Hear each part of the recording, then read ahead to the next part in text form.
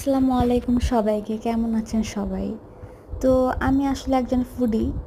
তা আমি খাবার খেতে খুব পছন্দ করি।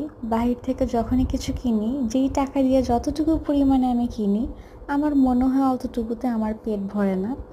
যার কারণে যেই খাবারটা আমার খুব পছন্দ, সেই খাবারটা আমি বাসায় তৈরি করার ট্রাই করি এবং আলহামদুলিল্লাহ আমার হুবহু সেই খাবারটা দোকানের থেকেও বেটার টেস্ট আমার হয়। তো এইভাবে খাবার ট্রাই করতে করতে দেখা গেল আমি একটা বিজনেস পেজ স্টার্ট করলাম ফেসবুকে, যেটার নাম কোনটা খাবা। তো এই পেজে আমি খাবার সেল করি। যেহেতু আমি খাবার খেতে খুব পছন্দ করি, এই পেজটা আমি রান করি 4 বছর আগে। 4 বছর আগে স্টার্ট করলে আমার 2-3 মাস আমার ছিল, রানিং ছিল। তারপর আমার গত 3 বছর 3.5 বছর অফ ছিল। তারপর আমি আবার স্টার্ট করি, এখন রানিংয়ে আছে।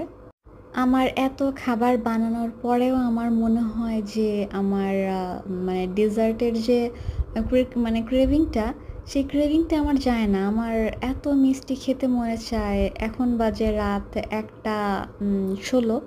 এখন আমার মনে চাচ্ছে আমি মিষ্টি কিছু খাই, কিন্তু দুর্ভাগ্যবশত আমার কাছে এখন মিষ্টি নাই।